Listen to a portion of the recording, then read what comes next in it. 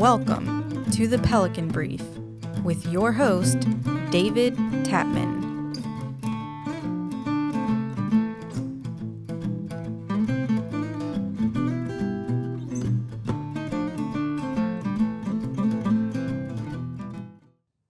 Welcome to the Pelican Brief. I'm your host, David Tapman.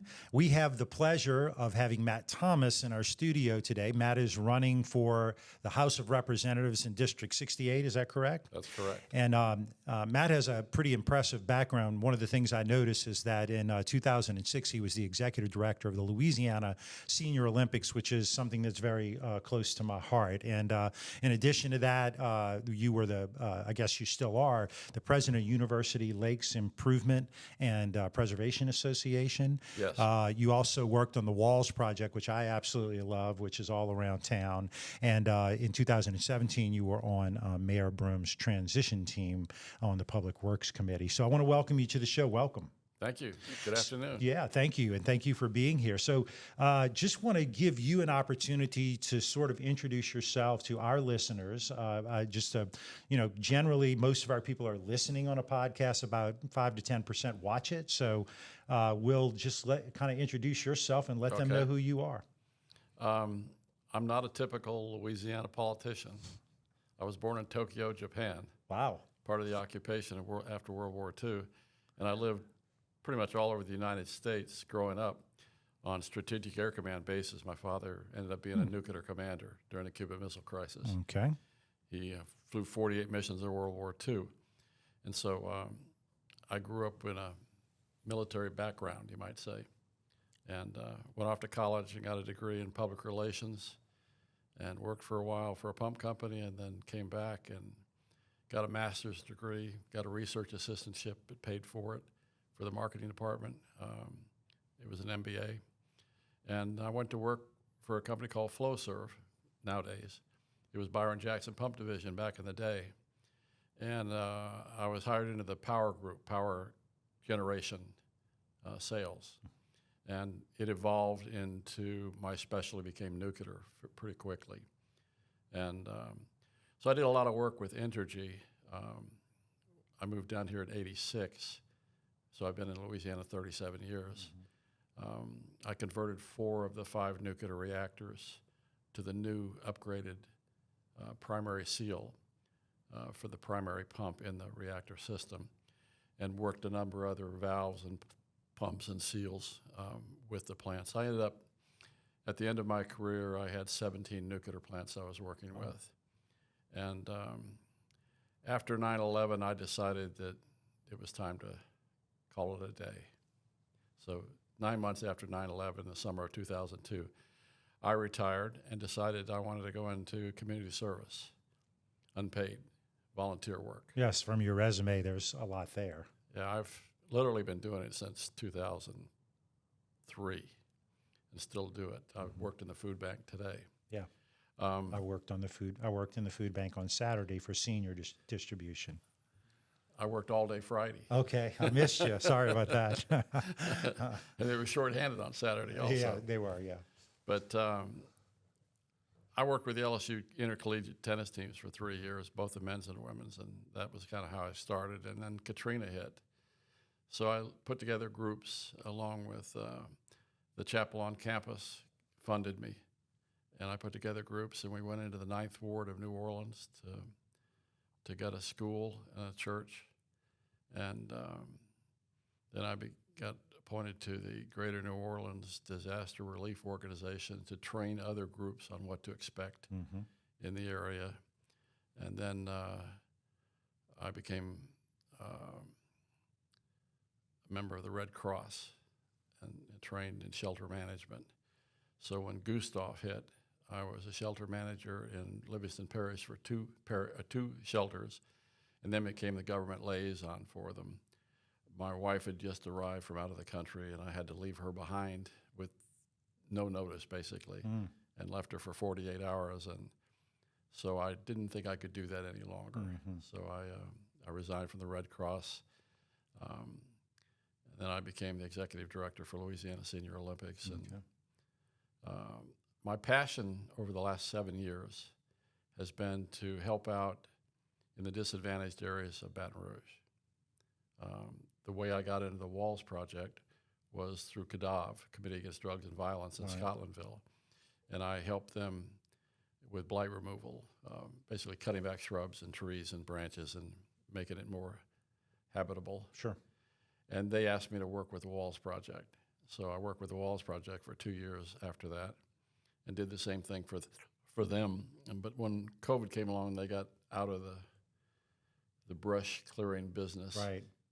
I started working a lot with Carolyn Coleman in District 10. Yeah, I love Carolyn. She's great. And she has challenged me often. Sure. For major projects. Yeah. And I've had some good volunteers to work with me. The Lakes Project, we got started with the Lakes.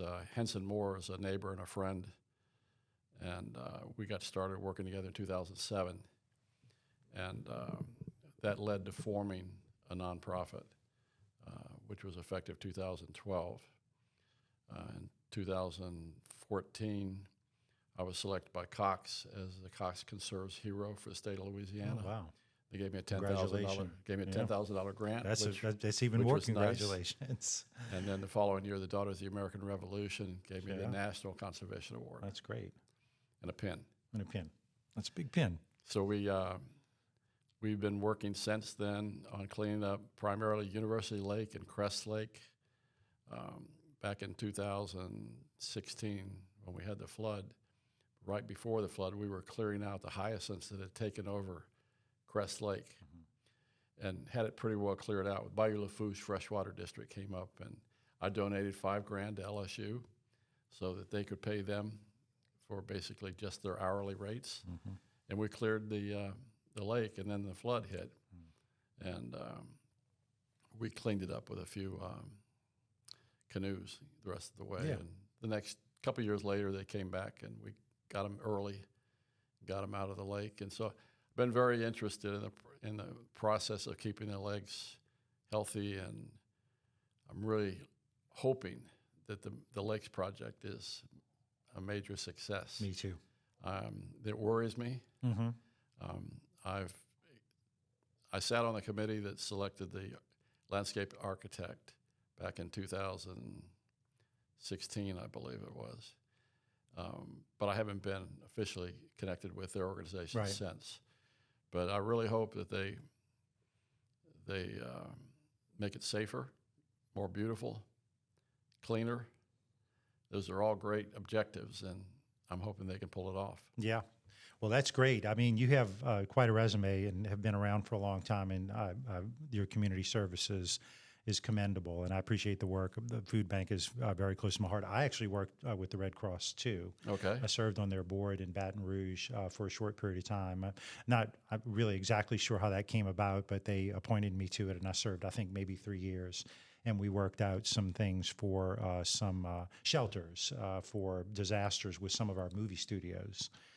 Celtic. Yeah, so we actually worked on that agreement with Celtic to get that done, and it was amazing because we got the agreement in place, and I think it was within a year.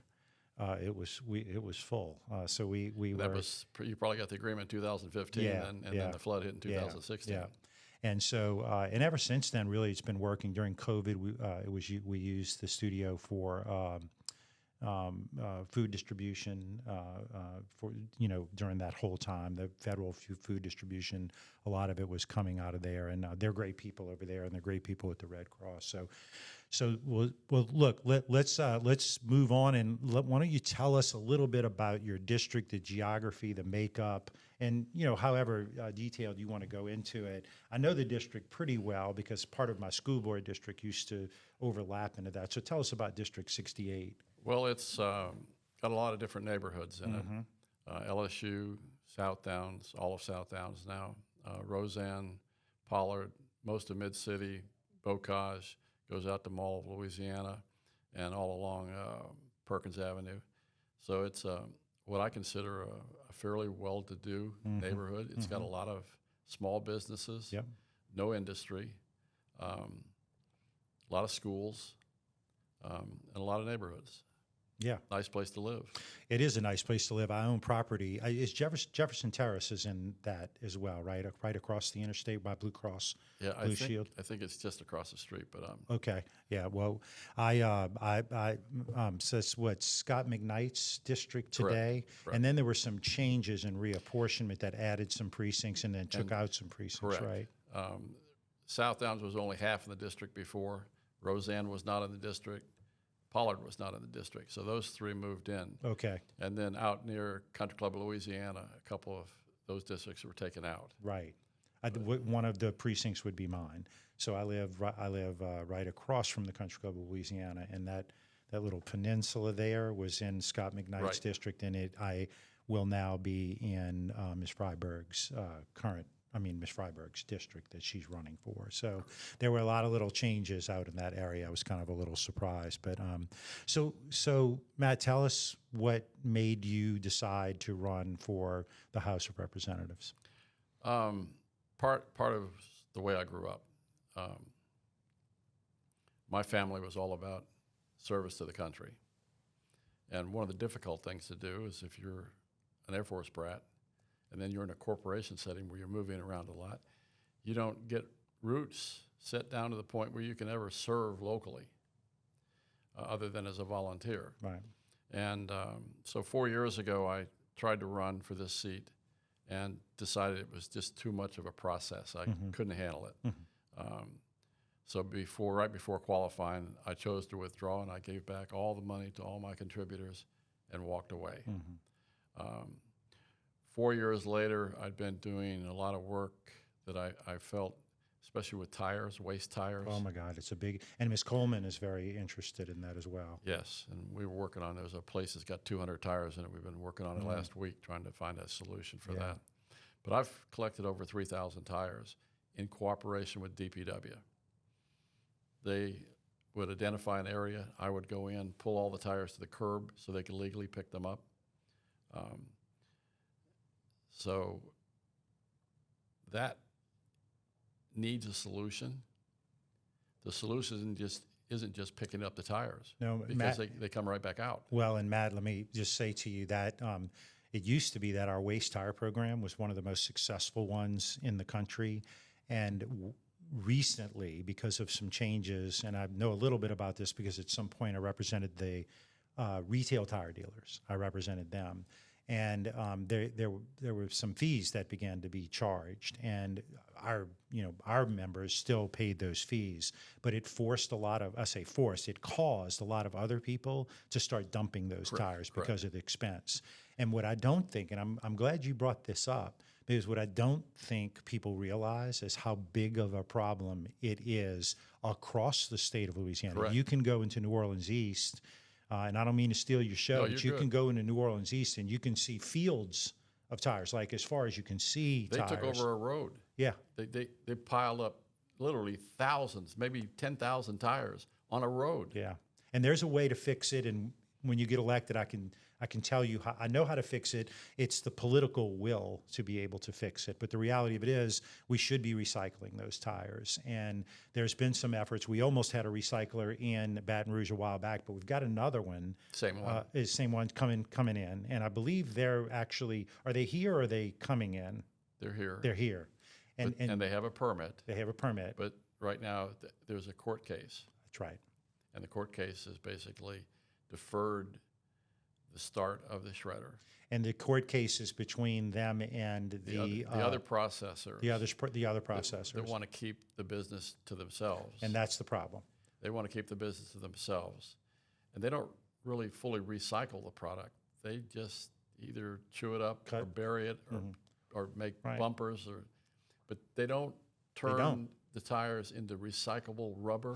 As I appreciate it, you only have to cut it in half to be able to qualify for that rebate that you get from the state of Louisiana. But we make no crumb rubber in the state of Louisiana, which is the most most valuable rubber that you can do so many things with. I'm not aware of any of the recyclers doing that. I was in the middle of this battle for a long time, and I'm telling you, and I'm going to tell my audience, you have no idea how big of a problem this is. And in other states, and again, don't mean to steal your show, but in other states like North Carolina, Tennessee, you have Superfund tire sites. I was in Tennessee. We worked with the Tennessee tire dealers. We got all of the tire dealers in the state of Tennessee got a notice that said that they had to prove where every tire went or pay a portion of the Superfund cleanup site. So we went with the feds to go look at the Superfund site. We're driving down this beautiful, pristine road in Tennessee. We go up over this rise, and when we come over the rise, as far as you could see, tires and rodents and animals and mosquitoes, all kinds of things. So snakes. I really do. I have to commend you for the work that you're doing on that. You're dealing with an issue that we're going to have to deal with, and if we don't deal with it soon, it's going to cost a lot more money. I actually wrote a law change that I submitted to Franklin Foyle and Secretary Brown and Scott McKnight and a few others, and Barbara Freiberg recently. And what it does is you have a $2.25 disposal fee. That's for the passenger tire. correct. Yeah. And right now, it's up to the dealer, whether it be a new dealer or a used dealer, to contact a processor, get the tire picked up, pay the fee, and then the tire is supposed to be handled. The problem is a lot of people, not necessarily the new tire dealers, because I don't think they're the problem, but a lot of used tire dealers will take the money from their clients and then throw the tires away. That's exactly what's happening. And there's also, I've been told by Secretary Brown's staff, that there are truckers that bring in loads of tires to a used tire store, let them pick through the tires and take what they want. Whatever they don't buy from them, they go dump that. You're in the absolutely neighborhoods. right. That's what's happening. So what I want to see happen, and I think it's a lot like a Coca-Cola can. Whenever a tire is brought into the state by a wholesaler, whether it's used or new, when it's brought into the state, they pay the $2.25 up front with a $1 deposit. And then when they sell the tires to a retailer, the retailer pays the $2.25 to the wholesaler and the $1 deposit. And then when the retailer sells the tire, he gets $2.25 from the customer. Then he calls up the processor and says, "Time to pick up my tire, my used tires. They're here. Give me my money." And they get $1 per tire to turn in the tires. Right. So anybody can turn in their tires Yeah. for $1 a tire. One of my concerns is that the DEQ's got a rule that you're only allowed to transport 15 tires at a time. That's right. Unless you're a transporter. Correct. But if you're a nonprofit corporation working for the good of the city, you have to go out and get a permit, and it's only good for one day, and you can only carry 15 tires at a time, which is totally counterproductive. If you just passed that law alone, you'd probably make some progress. So Yeah, that's the one I want passed. Yeah, I don't represent that industry anymore, but when you're elected, I'd love to share with you my 15 years of experience in working on the inside of that. And I just, again, I applaud you for doing that. You know, One of the good things that Baum Environmental is yes, absolutely. Diane Baum. Diane, yeah. One of the things she has up front, and when she was working on getting her permit, she presented this to DEQ for their hearings, is that she already has a letter of intent from a company in Natchez that will buy all the tires. You call crumb rubber, the ground, the shredded rubber, and she'll sell the steel, and then she'll use the fibers for environmental control projects. So that means that the entire tire is used. Yeah. Not only that, her equipment should be able to handle truck tires.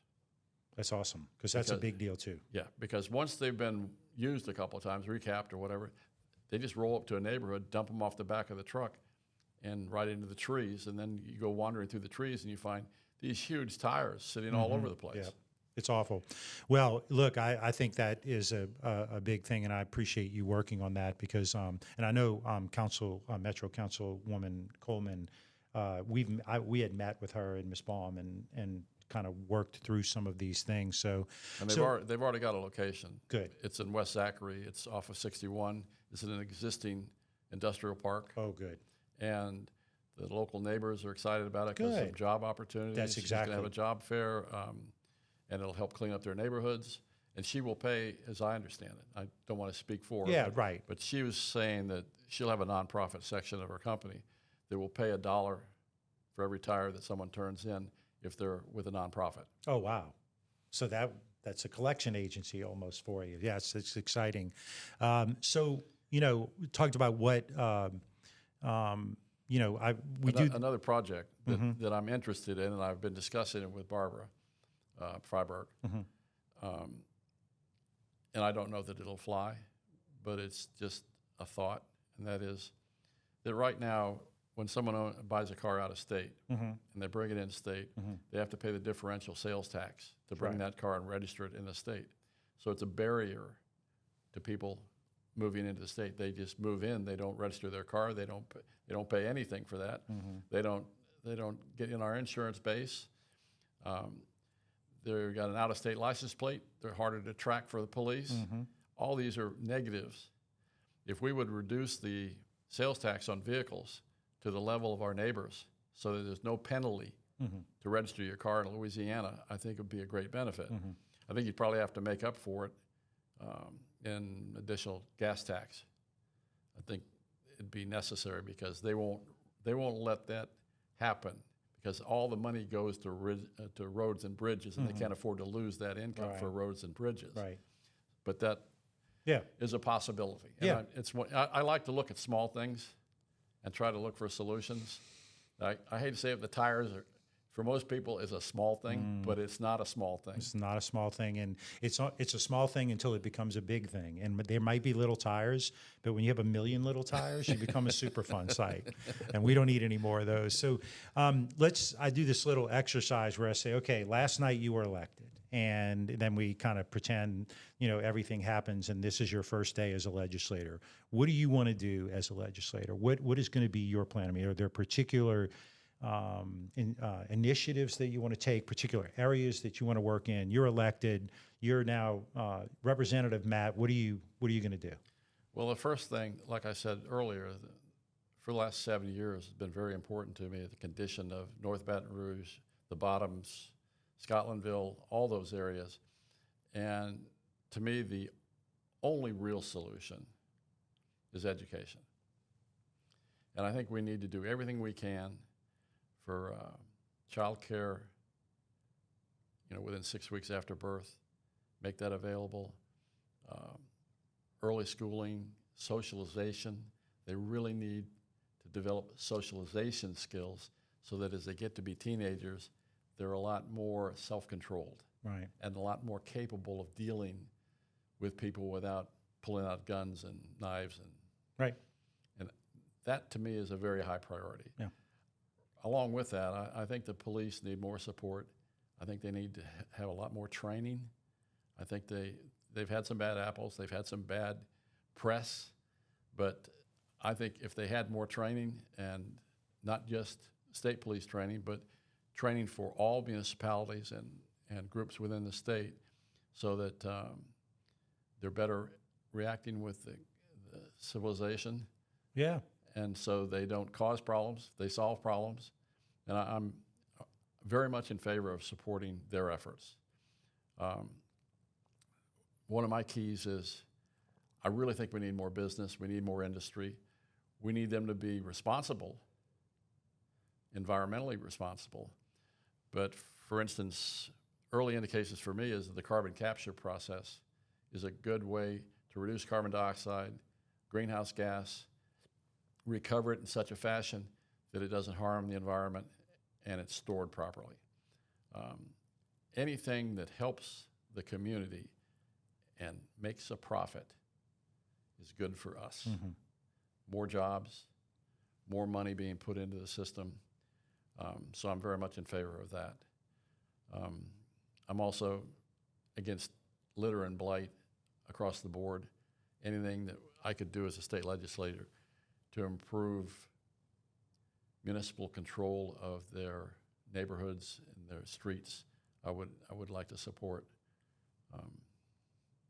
Those are my basics. That's good. Yeah, I mean, those are those are critically important things. And early childhood education, we know, is the best investment you can make because your return on investment is 10 to 1.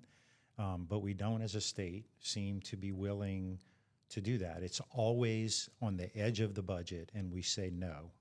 And so it needs to move up. It needs to be a priority. I should mention one other thing that ties into my concern about these communities, these non-developed communities, is you have a lot of people returning from prisons. And you can't expect a person that gets out of prison, that can't get a job, can't get a place to stay, has lost his connections with his family. You can't expect them to perform properly in society. Right. We need better training, get them job skills, help them find housing, and give them personal support to encourage them to stay out of jail. Right. Because that also is an economic benefit to us and a safety benefit to us. Yeah, I mean, I will tell you, I know there's been some really positive programs. Turner had a great program on reentry relative to jobs, helping people who are released from prison after serving their terms or, what have you. They had a really strong program. COVID just ripped all of that apart because a lot of people weren't going to work, and it kind of tore it apart. But there's no doubt. I mean, if you look at the recidivism rates, when you have structure, when you come out of prison and you have structure, your chances of success in that arena are going to be exponentially better. And a great example of that is I have a stepbrother who served 16 years in prison. When he came out, he had structure. He had me, he had my wife, my family. He is now a productive member of society. He owns a house. He's married. He owns a car. He's got a good job, and so he's doing really good things. And so structure makes a difference, and where we can, we need to provide those sorts of resources. So one of the things that I talk to candidates at this point in the podcast is tell us how you're going to win the race. Tell us what your plan is to win the race. I'm still looking for that, actually. I like that because that makes you a very honest guy, right? Every candidate goes, "Oh, it's going great. We're doing great," and all that sort of stuff. But as a candidate, and I have been one, and I've won and I've lost, and the reality of it is that you just don't know, do you? No, and it's a tough process. It is a tough process. The process itself is very difficult. That's right. If you do it legally, legitimately, honestly, it's a tough process. It is. I can only do what I can do, and it's going to be up to the voters to make the decision. Right. They're either interested in having me in the legislature or they're not. I got to admit, I'm 75 years old. Yeah. But I'm in healthy shape. I play a lot of tennis. Cool. I volunteer all the time. Yeah. I'm always working on my stuff, so I'm pretty good for a 75-year-old. Yeah. And I got 75 years of experience. Yes. It's a big deal. That I'd like to put in play. Yeah. Well, I certainly appreciate you offering yourself for public service. I've been doing this for 35 years, not the podcast, but, working in the legislature and working in state government. And there is definitely, it's changed a lot over the years, but experience is a good thing and expertise in a good thing. And I will assure you, and I hope I don't offend any of my incumbent legislators, but you know more about tires than probably any of the legislators do. I do really like Dr. Brown. I think he is a straight up guy, and I think he's trying to do the best for the people of Louisiana, and I've enjoyed working with him as well. I think if we could get that law changed, I honestly think it goes from a negative incentive economically to a positive incentive. I like it. I don't disagree. We're going to pay for that problem one way or the other. Yeah. So, well, this is the part of the show where I give you the opportunity to tell our listeners anything else you want to say about yourself or anything you would like to express for them or ask their support, anything you want to tell our audience. Yeah, they're probably surprised, but I'm running as a no-party candidate. Okay. I'm not running as a Republican or a Democrat. So it's like being a total independent. Right. I'm a moderate. I work with all sorts of different groups of people. So I'm very much into individual rights, very much into following the Constitution. Imagine that. Being raised in the military. Mm-hmm. But I'd love the opportunity to be the guy in the middle to make things happen. Yeah. Well, good. Well, tell our people how they get in touch with you. You have a website or an email or anything you want to? I've got an email address, which is my first name, Parry, P-A-R-R-Y, Matt, M-A-T-T, another T for Thomas, at gmail.com. So it's Parry Matt with 3 T's at gmail.com. I have a website, which is www.parrymatthomas4house68.com. Okay. Everything's lowercase. Great. And we'll put it in the links in our podcast for you. And so my cell phone's on my Awesome. distribution list. If, Yeah. if you got my business card, you've got my cell phone. It's on my website. It's on my, however you want to find me, my cell phone's out there. Good. Well, first, let me just say this. I appreciate you offering yourself for public service. You said it's hard to get elected. I was elected 3 times and I lost once, and it's hard. It's hard work. And then imagine that the work after you get elected, because our state has so many challenges that we have to get through. But I particularly appreciate your work in public service, not volunteering for the food bank and this, your work with the Senior Olympics. I mean, that, we need more of that in our community, and I appreciate you doing that. So we had a situation a few years ago, which I think is a good example of how I work. Sewage was spewing up in the middle of my street on Cedardale. And it was also spewing in the middle of Stanford, about 3 feet high, geysers of sewage in 2015. So I went down there and took videos and pictures and started campaigning to get the city to take care of this problem. And I made 10 copies of the videos, and I gave it to the paper, I gave it to the news media, I gave it to state representatives, I gave it to U.S. senators. I sent a letter to the United States Senate for Utilities and the Environment.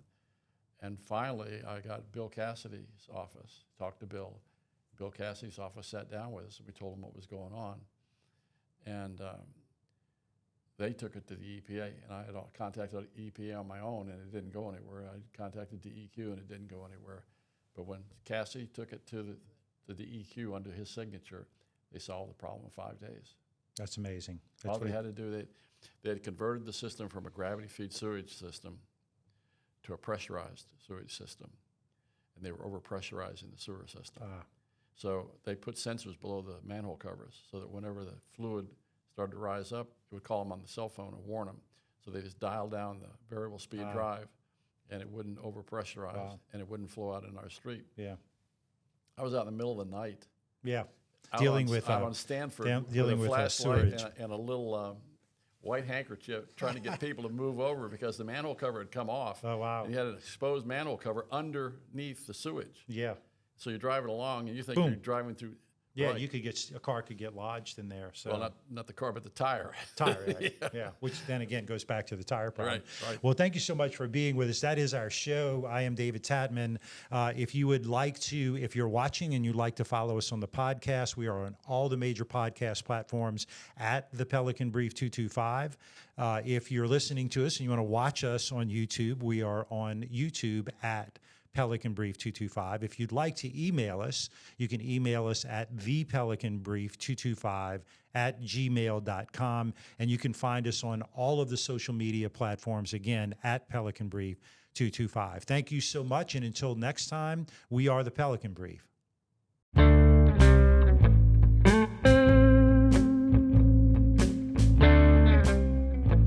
The Pelican Brief is an off-script production.